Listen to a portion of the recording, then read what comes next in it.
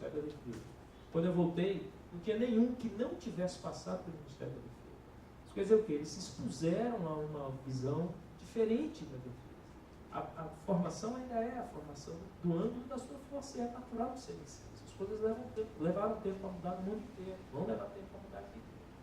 Mas eu acho que há uma resistência ainda com relação a isso. Na medida que você tenha uma carreira de defesa, você passa a ter uma carreira de Estado permanente, inclusive construída de militares. Muito provavelmente alguns militares vão deixar, pelo menos a ideia original era que fosse em salário, fosse uma carreira espelhada, por exemplo, uma carreira diplomática, né? Que a pessoa já entra com um salário mais alto, entra para tomar decisões, não entra para aprender, houve a primeira resposta burocrática, corporativa. E aí, toda burocracia assim, ela quer proteger sua autonomia, ela quer proteger seus recursos. Eu falo isso de uma maneira muito tranquila.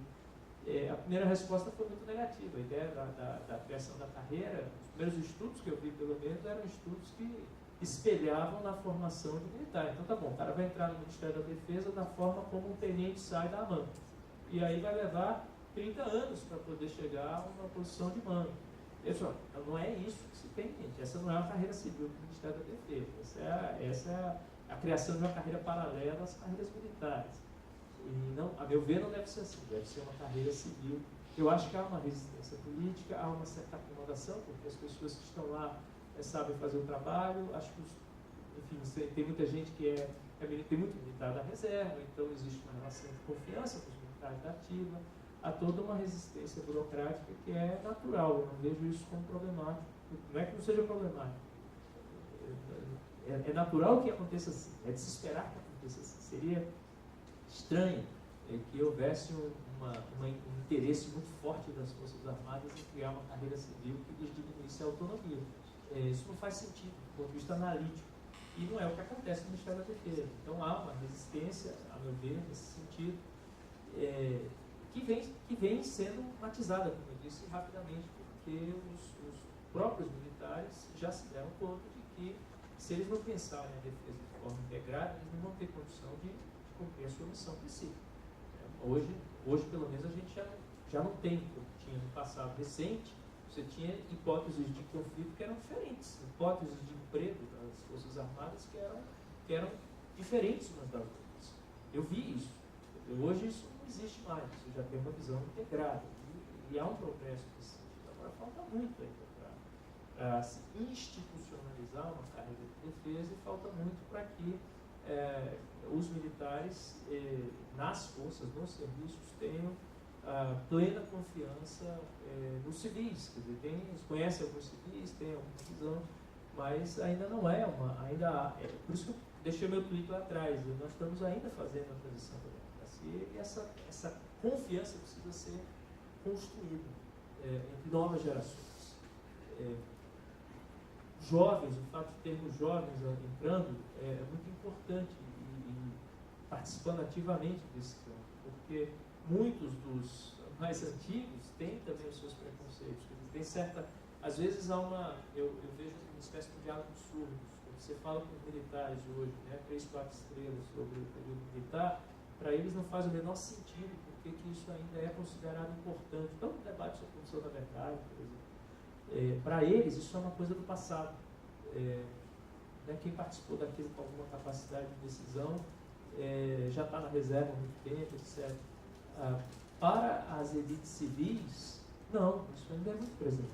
Então você tem uma desincronia, porque houve, por força da lei de 65, houve uma renovação das elites militares. Algumas das elites civis ainda não se renovaram. Então nós percebemos esse período histórico, civis e militares percebem de forma diferente, inclusive do ponto de vista de suas implicações. E é preciso que nós entendamos isso para engajarmos num diálogo que seja construtivo para a sociedade em seu conjunto. Então, para concluir, o que eu diria é isso. Não é que não haja aproveitamento, agora há uma dinâmica corporativa que é inercial também, a coisa da trajetória que é normal que seja assim. Não estou dizendo isso normativamente, não estou dizendo que deva ser assim. Ao contrário, inclusive os políticos que estiveram à frente do Ministério da Defesa, poucos deles tiveram a coragem de fazer mudanças. Houve, por exemplo, e aí te digo a última coisa, houve E ainda há resistências à ideia do pandiacalógico. A primeira vez que eu discuti a criação de um think tank civil no Ministério da Defesa foi com o vice-presidente, o Zé Alencar. Ele que achou uma boa ideia, não, muito bom e tal, mas houve uma resistência enorme. O Jobim que retomou o assunto e disse, não, tem que criar, aí tem que criar dentro da ESG. Porque a ESG já tem história, vai saber como orientar o Pandiá, etc. Ou seja, vai enquadrar na sua lógica o Pandiá. Até que um dia o Jobim, com aquele jeito muito franco dele de falar também muito direto, né, bateu na mesa e disse, não venhamos dizer que a ESG é uma organização civil, porque ela não é. Ela tem um comandante, ela tem ordem unida, ela funciona dentro de uma organização militar. Ela funciona como uma organização militar e eu quero uma organização civil. E foi dele a decisão que ainda ficou em suspenso. Depois, quando a Amorim resolveu tirar do papel, ainda havia uma pressão enorme para que o Pandiá existisse dentro da escola. E por quê? Não se sabe o que esses civis acadêmicos que têm aí uma mente muito ousada vão querer propor. Isso está acontecendo aos poucos. Infelizmente, a gente não tem uma carreira montada. O ideal é que o Pandiá evolua no sentido de se transformar. A minha visão é que deveria ser alguma coisa parecida como o INPA, um desses institutos vinculados ao MCTI, que tem uma lei própria, uma carreira própria, um corpo muito pequeno de pesquisadores. O INPA tem lá 30 pesquisadores permanentes, e aí recebe uma capacidade de interrupção internacional muito grande. Mas isso não poderia ser feito agora, porque isso não tinha massa crítica. Isso é um processo. Daqui a alguns anos, se o Pandiá mostrar serviço, ele vai poder pleitear, digamos isso. E aí, junto a esse processo, você tem todo o drama das contenções orçamentárias, de mudança de governo. Então, é preciso entender, ver essa dinâmica burocrática também, da dificuldade de se incorporar com mais entusiasmo. Uma palavra sobre terrorismo. Eu divido você, eu não vejo um entusiasmo na sociedade brasileira, um encanto da sociedade brasileira com a questão do terrorismo. Eu acho que aqui há, na verdade, a nossa lei sobre terrorismo, a tipificação do crime de terrorismo que ficou no Congresso quase 20 anos, que tinha dezenas de projetos, agora finalmente se está fazendo alguma coisa. Há uma visão lúcida do Itamaraty, histórica, eu defendo fortemente, que é a de separar a ideia do fenômeno do terrorismo geral dos atos terroristas. Então, isso pautou a política externa brasileira por ocasião do movimento sionista. O Brasil foi pressionado a caracterizar o movimento sionista como uma organização criminosa e não o fez. Foi pressionado a caracterizar o ANP como uma organização criminosa e não o fez.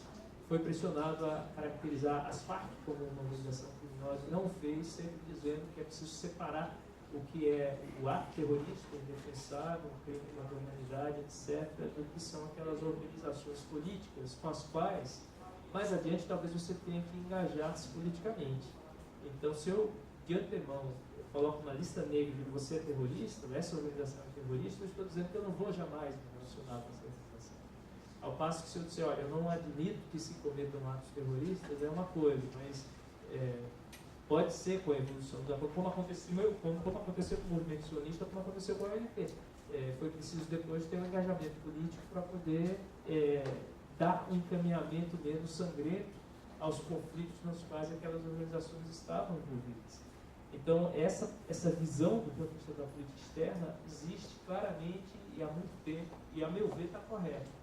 Agora, a sociedade brasileira, eu não vejo a sociedade brasileira, porque eu não vejo o Congresso refletir sobre isso. Há um temor de que nas Olimpíadas se busque um palco para um atentado, um temor justificado.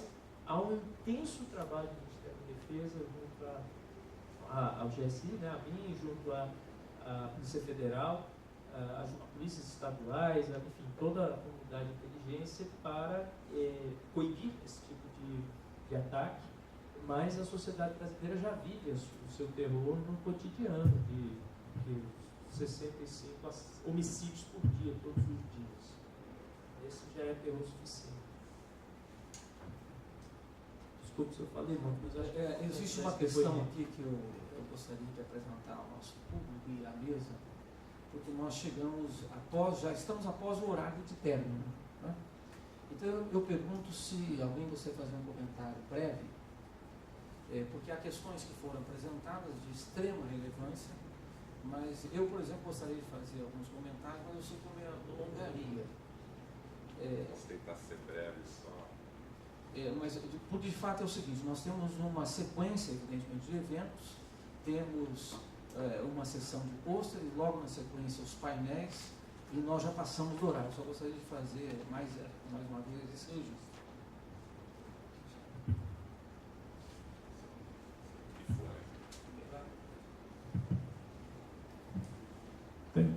Tentar ser breve só. Questão, como que a questão das ciências militares e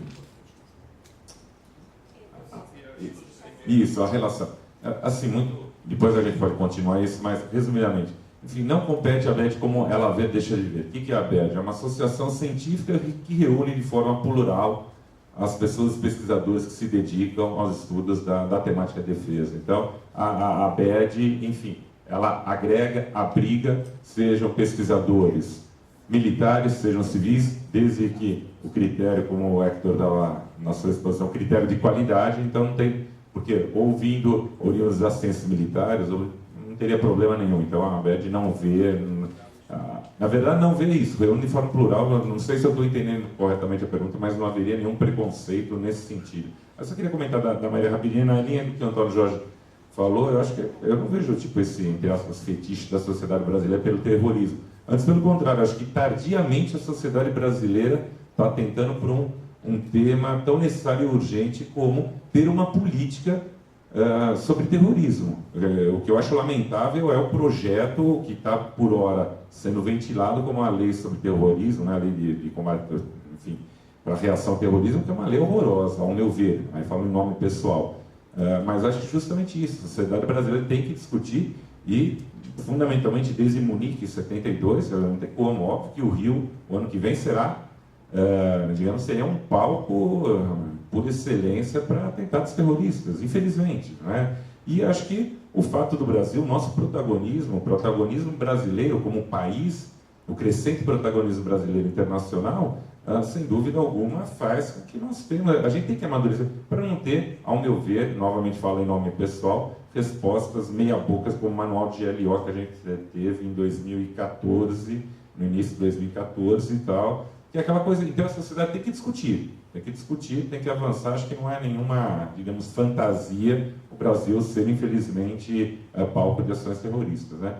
E o Peterson foi embora, né? Mas enfim, era só reiterar que também, sempre falo para ele, estava na nossa carta programa da ABED, a gente, o Antônio Jorge sabe dessa posição, eu falei com o ministro Jacques Wagner, agora, provavelmente semana que vem estaremos com o ministro Aldo Rebelo, a gente sempre reitera também a importância da criação da carreira de analista de defesa no interior do Ministério da Defesa. É isso, obrigado.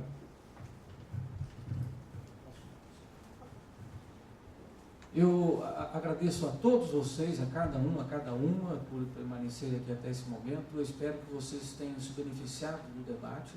Eu agradeceria muito a cada um também aqui da mesa. Às vezes nós não temos que nos preparar, porque temos amplíssimas, elevadas expectativas, mas melhor ainda quando elas são superadas. Então, eu agradeço mesmo a cada um de vocês. Eu acho que nós lançamos aqui algumas questões, aprendemos com todos e com cada um. Eu realmente saio muito gratificado dessa proposição que foi feita e um debate de alto nível. Então, o Alexandre, o Eugênio teve que sair porque ele está em cima do voo, Hector, Antônio Jorge, Sabrina e Miguel, por nos privilegiar, nos concederem essa possibilidade de reflexão. Então, muitíssimo obrigado a todos. Nós temos agora um intervalo e convido-os logo na sequência. Qual o horário, Luísa? 14h30. 14h30 aqui, né, Luísa? Nós temos, por favor, nós temos aqui, vejam, nós estamos conseguindo algo fantástico, ou seja, reiniciar e temos novas gerações. Então nós temos os estudantes de graduação que vão expor os seus trabalhos e eu convido a todos que prestigiem e aprendam com os trabalhos que eles estão aqui expondo. Muito obrigado a todos.